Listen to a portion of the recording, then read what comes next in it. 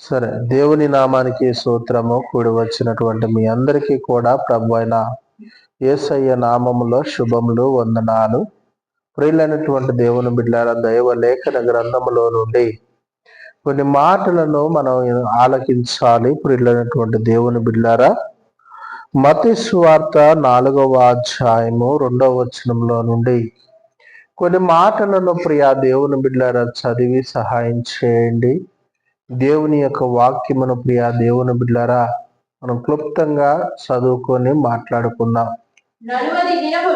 40 దినములు 40 రాత్రులు ఉపవాసం ఉండిన పిమ్మట ఆయన ఆకలి కొనగా ఆ స్వాదకుడు ఆయన యొద్దకు వచ్చి, నీవు దేవుని కుమారుడు అయితే ఈ రాళ్ళు రొట్టెలగునట్లు ఆజ్ఞాపించమనను. చాలు ప్రియులైనటువంటి దేవుని బిడ్డలారా, చూడండి, దైవ లేఖన గ్రంథములో నుండి కొన్ని మాటలను ప్రియా దేవుని బిడ్డలారా మనం తెలుసుకుంటూ ఉన్నాం.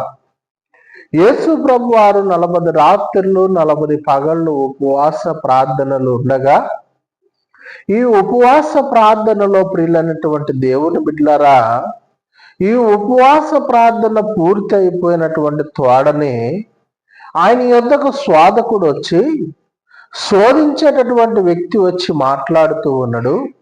ప్రియులైనటువంటి దేవుని బిడ్డలారా, దైవ లేఖన గ్రంథంలో యేసు ప్రభు వారిన స్వాదకుడు వచ్చి అంటూ ఉన్నాడు, ఇదిగో నువ్వు ఆకలి కొని ఉన్నావు కనుక ఈ రాళ్ళు రొట్టెలగునట్లు వాటిని ఆజ్ఞాపించమని అనగా, ప్రియులైనటువంటి దేవుని బిడ్డలారా, దేవుడు అంటూ ఉన్నాడు, అందుకు ఆయన మనుషుడు రొట్టెల వలన మాత్రము కాదు కానీ దేవుని నోట నుండి వచ్చు మాట వలన జీవించునని రాయబడి ఉన్నదన్న సంగతిని మీరు మరచితిరా అని అంటూ ఉన్నాడు.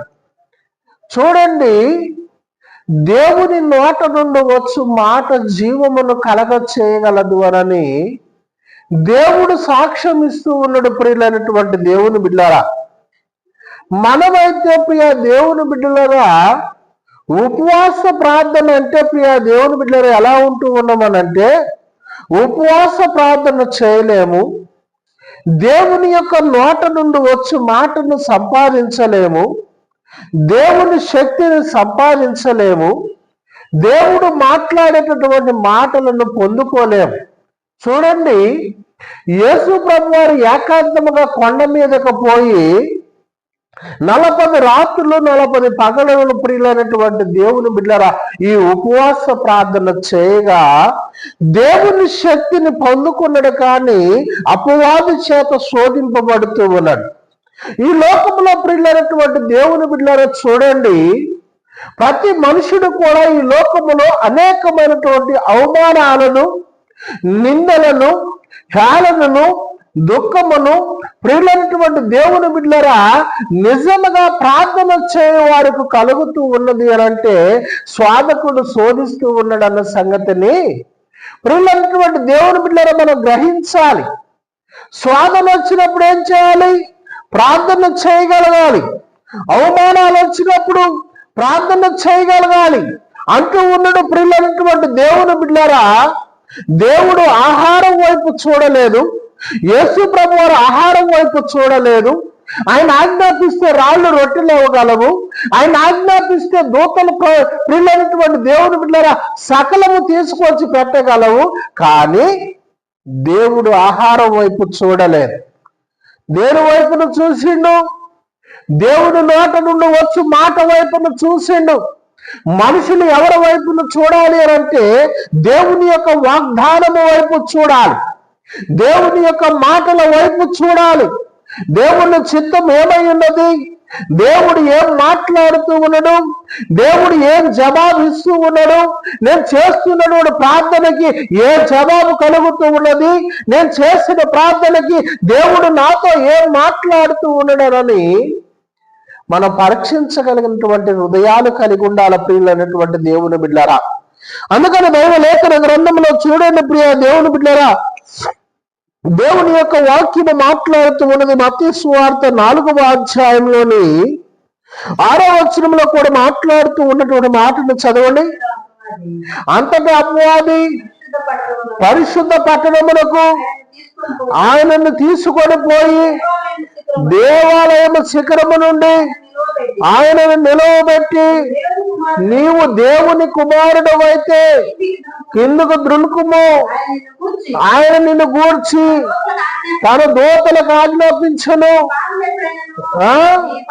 నీ పాదం ఎప్పుడైనాను రాతికి తగలకుండా వారు నిన్ను చేతులతో ఎత్తుకుందరు అని రాయబడి ఉన్నదని ఆయనతో చెప్పాను. చాలు ప్రియులైనటువంటి దేవుని బిడ్డలారా, ఈ మాటను మాట్లాడుతూ ఉన్నప్పుడు ప్రియులైనటువంటి దేవుని బిడ్డలారా, ఎవరు శోధిస్తూ ఉన్నారు అని అంటే ప్రియులైనటువంటి దేవుని బిడ్డలారా, ఆయన అపవాది వచ్చి యేసు ప్రభువాన్ని ఏమంటా ఉన్నది, ఈ రాళ్ళు రొట్టెలగునన్న కాడ తప్పించుకున్నాడు అనుకున్నటువంటి సమయంలో ఇంకొక పరీక్షను ప్రియులైనటువంటి దేవుని బిడ్డలారా పెడుతూ ఉన్నది. ఏమని పరీక్ష పెడుతూ ఉన్నది అని అంటే, ప్రియా దేవుని బిడ్డలారా చూడండి, ఇదిగో నీవు దేవుని కుమారుడు అయితే క్రిందకు దునుకుము. ఎక్కడ నుండి? దేవాలయపు శిఖరము మీద నుంచి కిందకు దునుకుము.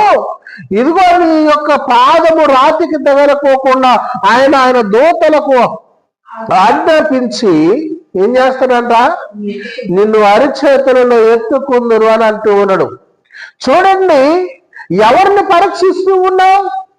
దేవుణ్ణి పరీక్షిస్తూ ఉన్నావు, దేవుణ్ణి అవమానిస్తూ ఉన్నావు, దేవుని నీతిని అవమానిస్తూ ఉన్నావు, దేవుని యొక్క కార్యాన్ని అవమానిస్తూ ఉన్నావు. అందుకని ప్రియులైనటువంటి దేవుని బిడ్డలారా, ఇంకొక వచనము కిందకు చదువుతూ ఉంటే మాట్లాడుతూ ఉన్నటువంటి మాట యేసు ప్రభు వారు చెబుతూ ఉంటారు. చదవండి మాటని.